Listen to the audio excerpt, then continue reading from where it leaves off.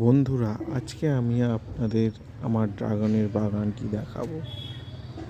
দেখুন, এই হলো আমার ড্রাগনের বাগান। এখানে শুধু ড্রাগন গাছই আছে। অনেকগুলো ফল পেকেছে দেখছি। এখন এই ড্রাগনগুলি হারভেস্ট করার সময় হয়ে গেছে। আমি একে একে ড্রাগনগুলি তুলব। দেখুন কিভাবে তুলতে হয়। যারা নতুন তাদের ক্ষেত্রে এটি খুবই প্রয়োজনীয় দেখাটা। এইরকম ড্রাগনটা ধরে টুইস্ট করলে, একদিকে পেঁচালে ফলটি সহজে ভেঙে চলে আসে। টানাটানি করলে কিন্তু সহজে ভাঙা যাবে। এই এক নম্বর।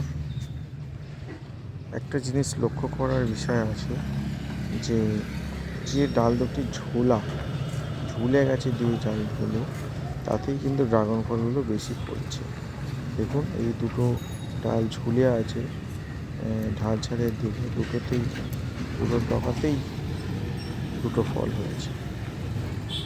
সেই রকমভাবে অন্যান্য গাছগুলোতেও দেখছি যতগুলো ডাল ঝুলে আছে সেগুলোতেই বেশি ড্রাগন ফলগুলি হয়েছে। দেখুন, এই সামনে একটি ঝোলা ডালে